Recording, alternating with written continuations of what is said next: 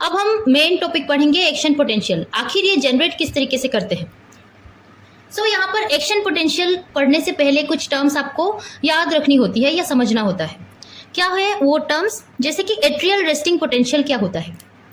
यहाँ पर resting potential का मतलब है एट्रियल रेस्टिंग पोटेंशियल का मतलब है कि एट्रिया में जो सेल्स होते हैं वो अभी रेस्टिंग स्टेज में है।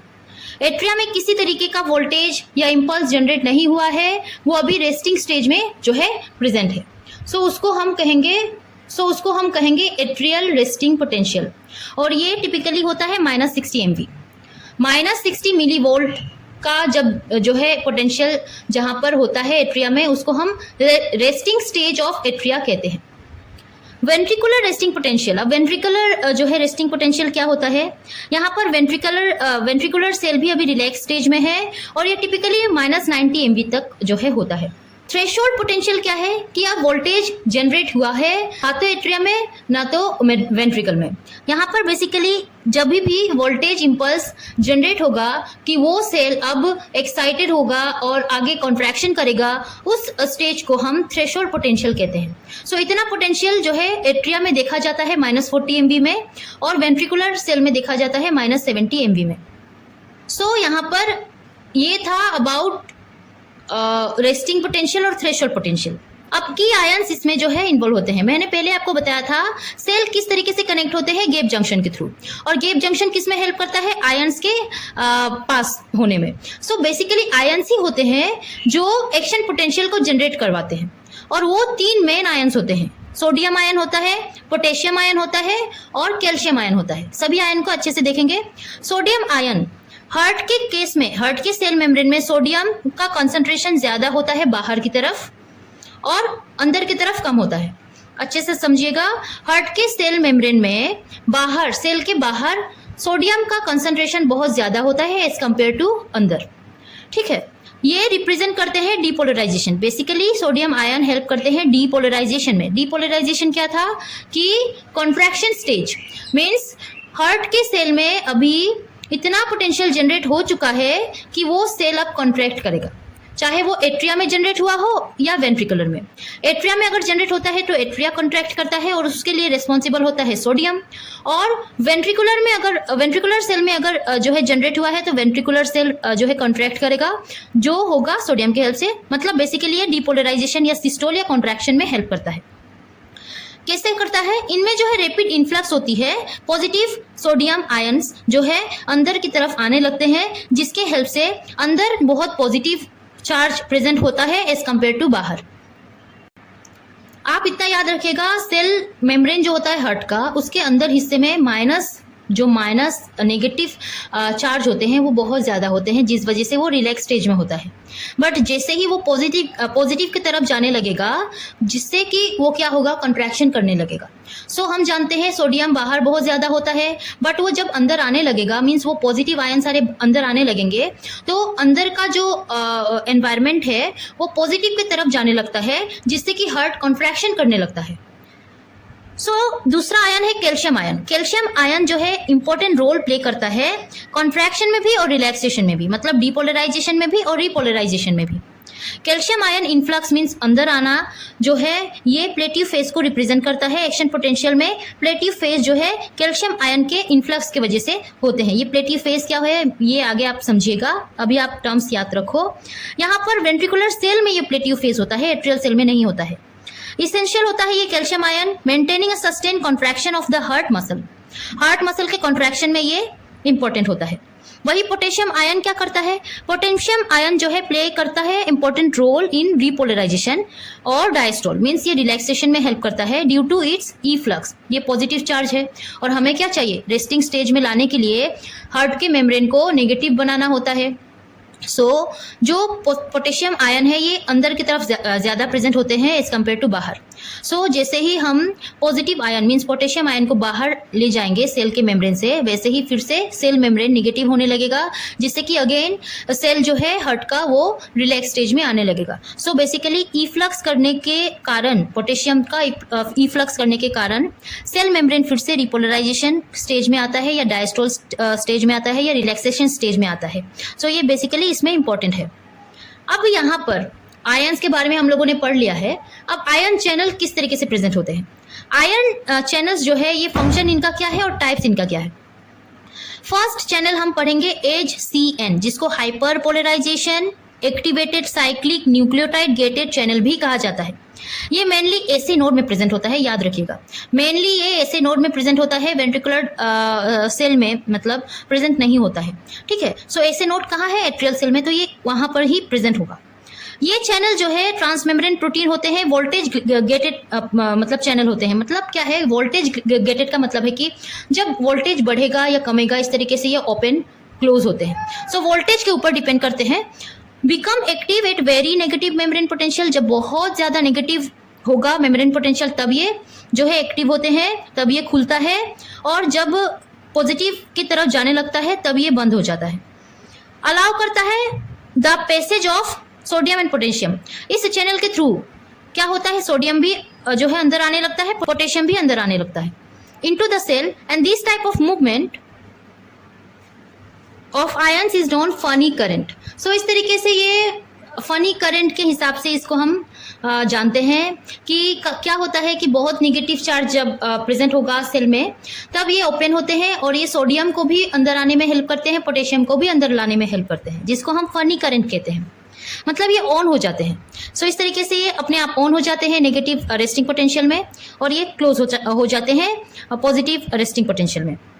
This poorly selective cations means positive ion channel conduct more current as the membrane potential becomes more negative। अभी मैंने आपको कहा जब membrane potential बहुत नेगेटिव की तरफ जाने लगता है तब हम उस स्टेज को हाइपर पोलराइज्ड स्टेज बोलते हैं कि सेल मेम्ब्रेन अभी हाइपर पोलराइज्ड है। मतलब क्या है कि बहुत नेगेटिव मेम्ब्रेन पोटेंशियल उनमें प्रेजेंट है। सो उस केस में ये ओपन होता है।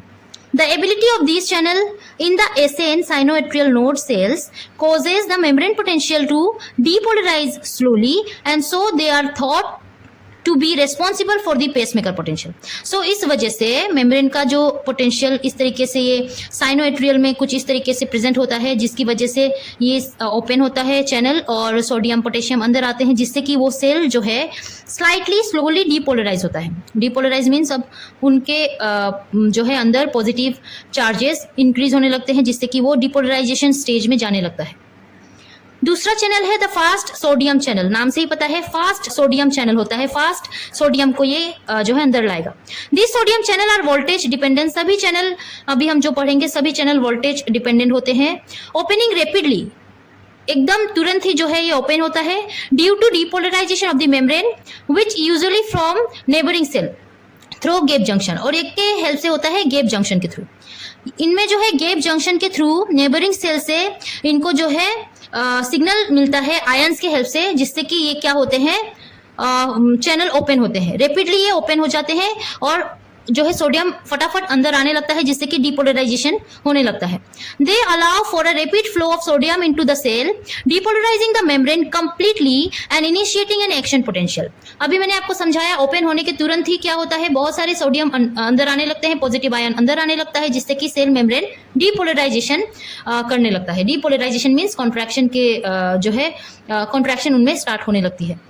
As the membrane potential increases, membrane potential जैसे ही इंक्रीज होने लगता है चैनल जो है क्लोज होता है।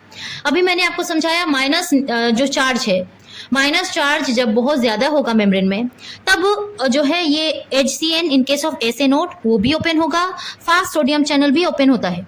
सो यहाँ पर जैसे ही पॉजिटिव आयन अंदर आने लगेंगे, पॉजिटिव होने लगेगा मेम्ब्रेन पोटेंशियल, वैसे ही क्या होगा कि मेम्ब्रेन चैनल जो है ये क्लोज होने लगेंगे और ये लॉक हो जाता है, क्लोज होता है और लॉक होता है और बिकम इनएक्टिव। जैसे कि आप जैसे भी समझो इनएक्टिव हो जाएगा, सोडियम अब अंदर नहीं आएंगे, ये अलाउ नहीं करता है।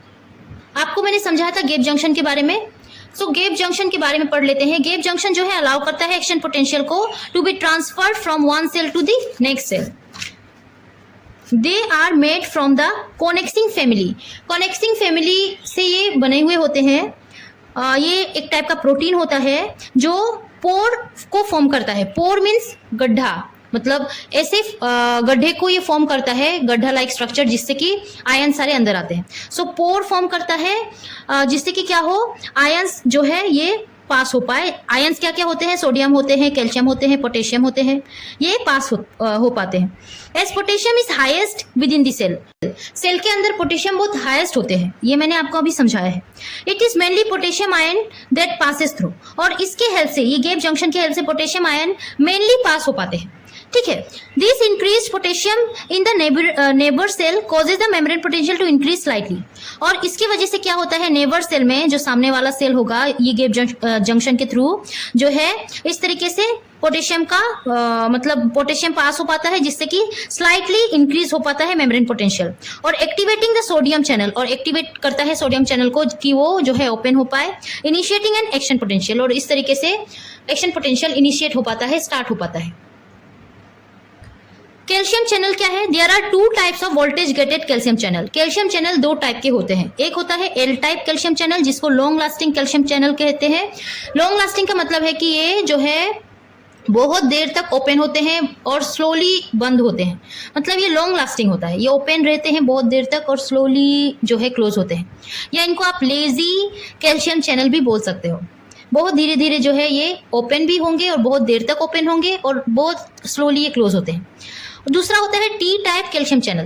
टी टाइप मतलब ट्रांजिएंट या शॉर्ट, बहुत कम समय के लिए ओपन होंगे और जो है ये तुरंत ही क्लोज हो जाते हैं। एल टाइप कैल्शियम चैनल जो है ये मोर कॉमन है और डेंसली पॉपुलेटेड है T tubule of ventricular cell, बहुत ज्यादा कॉमन चैनल होता है, वेंट्रिकुलर सेल में ये ज्यादातर देखने को मिलते हैं। T type calcium channel found mainly with in atria, essay node जिसको हम कहते हैं, वहां पर ये प्रेजेंट होता है, या पेसमेकर सेल में प्रेजेंट होता है, ये कम देखने को मिलता है then L type. L type channel are activated by more positive membrane potential, बहुत ज्यादा मेम्ब्रेन पोटेंशियल हो तभी एल टाइप ओपन होता है। Take longer to open and remain open longer, जैसे कि मैंने अभी समझाया आपको। और टी टाइप जो है ये तुरंत ही ओपन होगा, तुरंत क्लोज हो जाएगा। पोटेशियम चैनल क्या है, there are two types of potassium channel. यहाँ पर पोटेशियम चैनल भी दो टाइप के होते हैं।